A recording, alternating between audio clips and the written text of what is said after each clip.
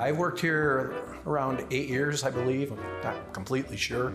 But once I retired, we moved home back to Archbold and always wanted to be a part of this village. And I love history, so now I do a number of jobs here.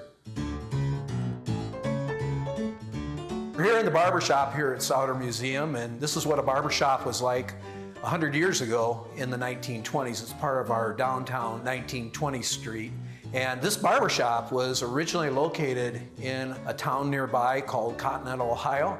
And the barber here was A.W. Oakley. He actually got interested in barbering while he was a kid, and so once he finished high school, he went off to barber school, and once he finished barber school, it just so happens that the local barbershop was for sale. So he bought it, that would have been in 1911, and he barbered here, listen to this, for 69 years. He was nearly 90 years old when he retired from being a barber here at this barbershop. But we have it set in the 1920s when he was a young man, young father. All the men in the community, for the most part, would come to the barbershop. Now they're coming here for a couple things. They're coming here for a weekly shave because the style, for the most part, was a clean-shaven look. And that's a little bit due to the fact that World War I has just ended. And during that war, soldiers were actually forbidden to have any facial hair because they fought that war from trenches and they would have attracted lice to their body, and they also wore a gas mask. So most of the men in this community are getting a weekly shave because even though we have electricity, the electric razor hasn't been invented. The safety razor is on the market, but everybody hates it. It just cuts up your face.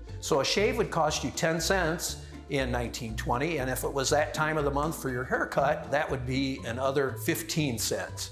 And so if a gentleman sticks his head in the door and says, "How much for a haircut and a shave?" I go 2 bits, meaning 25 cents.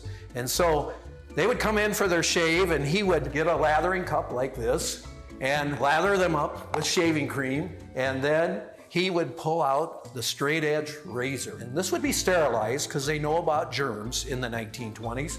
And then he'd come over to this strap here and he'd sharpen it, smooth it out, and then give the man an incredibly close shave. And if he needed a haircut, he would pull out his scissors and comb along with hand clippers. The electric clippers, again, hasn't been invented. Even though we got electricity, no such thing as electric clippers. He is still using hand clippers to give a haircut. And then once that's done, if he doesn't have indoor plumbing, for another 10 cents, he could go to the back room here and get a warm bath. But once all that's completed, I guarantee you, he's gonna stick around. That's why you see the cigars here. A lot of men on Saturday would be puffing on a cigar because this is where men socialized in the 1920s, and this is where they got their news. News traveled by word of mouth in the 1920s. And so we have traveling salesmen stopping in here every week, bringing us news from other places. Also, the Telegraph is over there bringing us news. And so if you wanna find out local news, or national news or international news, you come to the barbershop in the 1920s. That's pretty much what the barbershop is about, so thanks for stopping by.